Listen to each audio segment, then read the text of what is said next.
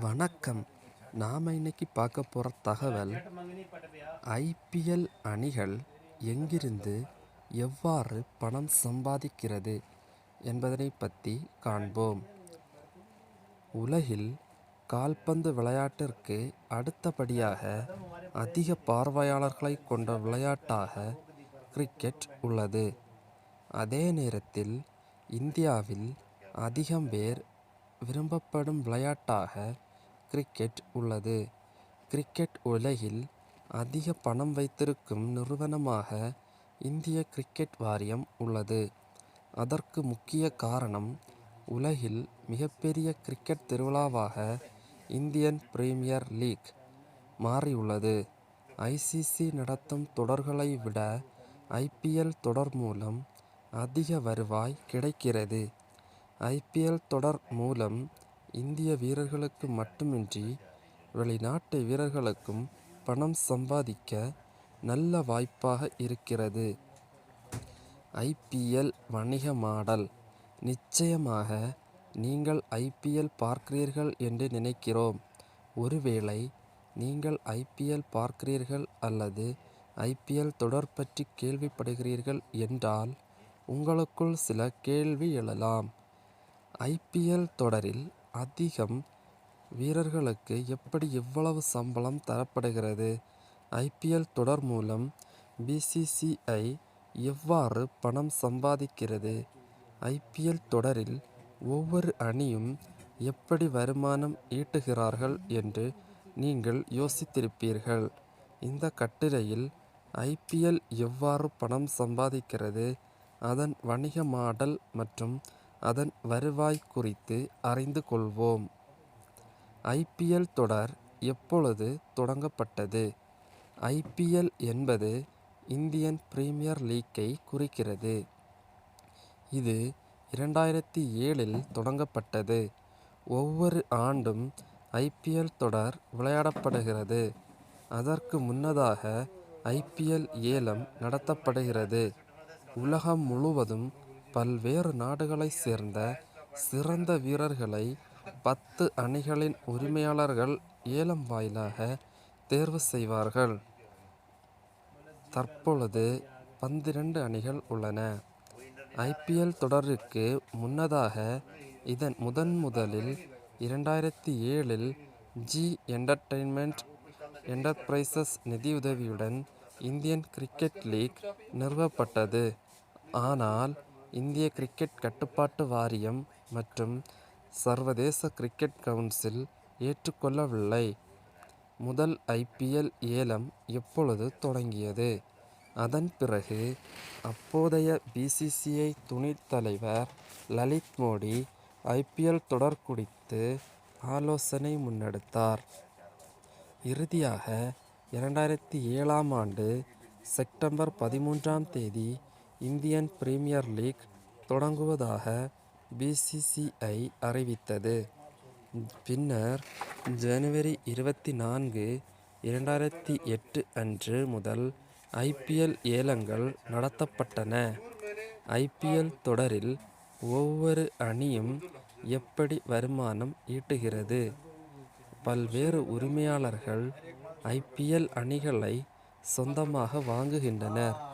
இந்த உரிமையாளர்கள் அணிகளை பெறுவதற்கு கணிசமான அளவு பணத்தை முதலீடு செய்கின்றனர்.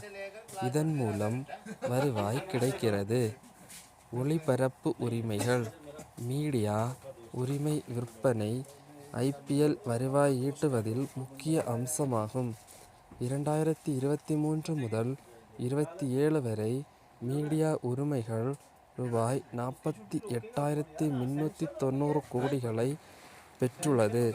டிவி மற்றும் டிஜிட்டல் உரிமைகள் உட்பட பல்வேறு தொகுப்புகளாக உரிமைகள் பிரிக்கப்பட்டுள்ளன.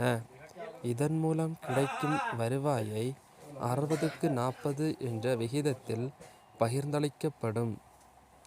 அதாவது பிசிசிஐக்கு 40% தொகை மற்றும் 60% தொகை ஒவ்வொரு அணிக்கும் சமமாக பகிர்ந்தளிக்கப்படும். டிஜிட்டல் உரிமைகள். ஐபிஎல் டிஜிட்டல் உரிமைகளை விற்கிறது. ஸ்ட்ரீமிங் தளங்களை ஆன்லைனில் போட்டிகளை ஒளிபரப்ப செய்கிறது. டிஜிட்டல் தளங்களில் போட்டிகளை பார்க்க விரும்பும் பார்வையாளர்களை இது ஈர்க்கிறது. டைட்டில் ஸ்பான்சர்ஷிப்கள். ஸ்பான்சர்ஷிப் ஒப்பந்தங்கள் IPL உரிமையாளர்களின் வருவாய் ஆதாரங்களில் முக்கிய பங்கு வகிக்கின்றன. இதில் ஆடை நிறுவனங்கள், குளிர்பான உற்பத்தியாளர்கள், மொபைல் போன் பிராண்டுகள் உட்பட பல்வேறு பிராண்டுகள் ஒப்பந்தம் மேற்கொள்ளப்படுகின்றன. ஆனால் இந்த வருவாயை நேரடியாக அணியின் உரிமையாளர்கள் பெற முடியாது. ஸ்பான்சர்ஷிப்கள் மூலம் கிடைக்கும் வருவாயில் 60-40 என்ற விகிதத்தில் பகிர்ந்தளிக்கப்படும். 40% BCCIக்கும் மற்றும் மீதமுள்ள 60% அணியின் உரிமையாளர்களுக்கும் பிரித்து தரப்படும். விளம்பரம். IPL போட்டிகளின் போது வர்த்தக இடைவேளை மற்றும் போட்டிகளின் போது டிஜிட்டல் விளம்பரம் போன்ற விளம்பர வாய்ப்புகளை IPL நிர்வாகம் வழங்குகிறது. பெரிய பெரிய நிறுவனங்கள் விளம்பர இடைவேளைக்கு பணம் செலுத்துகின்றன. Jersey sponsor. IPL உரிமையாளர்களுக்கு கூடுதல் வருவாய் ஆதாரமாக ஸ்பான்சர் நிறுவனங்கள் மூலம் கிடைக்கிறது. உரிமையாளர்கள் தங்கள் அணியின் ஜெர்சியில் ஸ்பான்சர் நிறுவனங்களின் லோகோ மற்றும் பெயர்கள் இடம்பெற ஒப்பந்தம் மேற்கொள்கின்றன. இது அவர்களின் வருவாயில் குறிப்பிடத்தக்க பங்களிப்பை வழங்குகிறது. டிக்கெட் விற்பனை. மைதானத்தில் நேரில் போட்டிகளை காண ரசிகர்கள் டிக்கெட் வாங்குகிறார்கள்.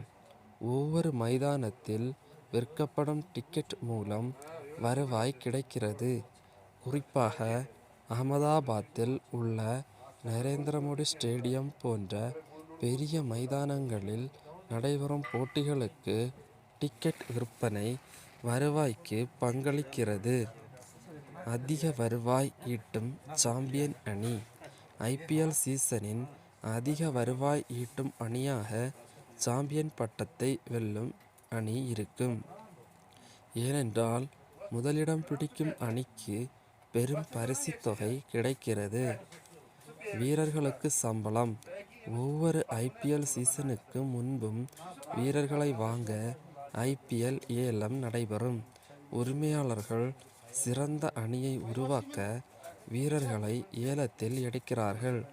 அப்படி ஏலம் மூலம் வாங்கப்படும் வீரர்கள் அந்தந்த அணியின் உரிமையாளர்கள் மூலம் சம்பளம் பெறுகிறார்கள். இந்த தகவல் உங்களுக்கு பயனுள்ளதா இருந்துன்னா இந்த சேனலை சப்ஸ்கிரைப் பண்ணுங்க. நன்றி.